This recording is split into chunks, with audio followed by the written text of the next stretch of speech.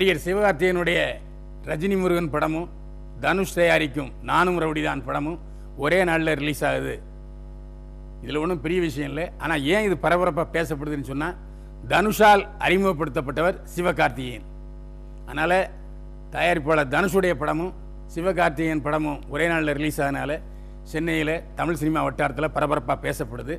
ரஜினி முருகன் பல்வேறு தடைகள், சோதனைகள், வழக்குகள், பொருளாதார சிக்கல்கள், கட்ட பஞ்சாயத்து, பஞ்சாயத்து என்று சொல்லி பல தடைகளை மீறி ரஜினி முருகன் இப்போ 21ஆம் தேதி ஆயுத பூஜைக்கு வெளியாவதாக சொல்லுகிறார்கள்.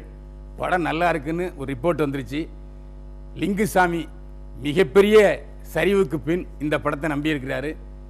ஏன்னா மாதந்தோறும் பல லட்சம் வட்டி கட்டிக்கிட்டு இருக்காரு லிங்குசாமி. பல்வேறு வெற்றி படங்களை தயாரித்த லிங்குசாமி இடையில ஒரு படத்தில், கமலஹாசன் படத்தில் மிகப்பெரிய சரிவு செஞ்சார்.